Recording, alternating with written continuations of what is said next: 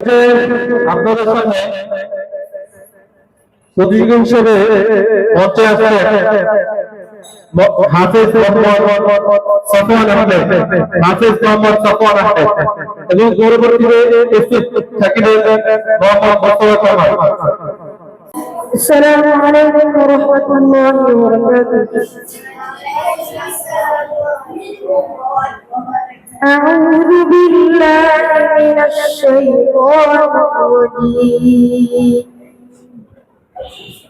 بسم الله الرحمن الرحيم.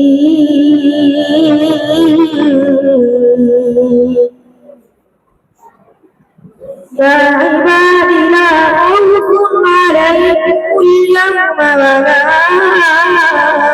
أنتم تحزنون الذين آمنوا بآياتنا وكانوا مسلمين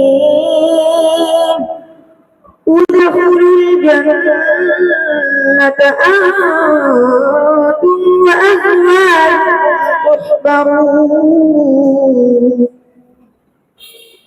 يطاف عليهم بصحاف من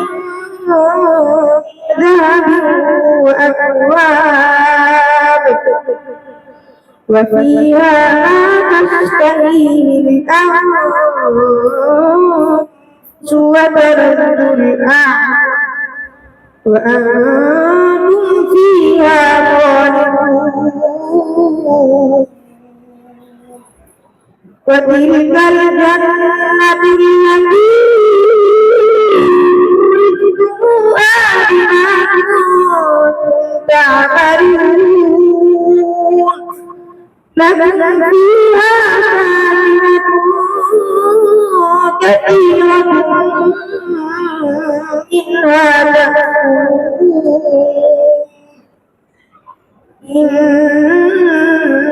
المجرمين في عذاب جهنم خالدون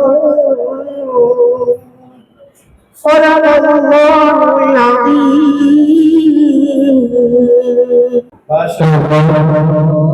হাফেজ মোহাম্মদ সফওয়ানকে অত্যন্ত সুরভিত কণ্ঠে আমাদের মাঝে উত্তোলন করার জন্য এই পর্যায়ে আমরা বিচারক মণ্ডলীর কাছে চলে যাচ্ছি হাফেজ মোহাম্মদ সফওয়ানের তেলাওয়াত সম্পর্কে কিছু মন্তব্য জানার জন্য।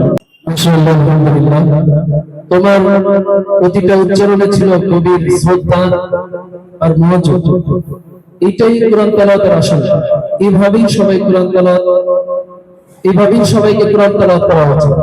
আল্লাহ তাআলা তোমার এই কোরআনের উচ্চারণকে আরো সুন্দর করে। আলহামদুলিল্লাহ, অনেক সুন্দর তেলাওয়াত করছো।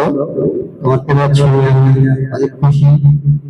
তুমি চেষ্টা করলে আরো ভালো করবে এবং অনেক বড় প্রতিযোগিতায় যে তুমি আরো ভালো করতে পারবে। দোয়া করি ইনশাআল্লাহ।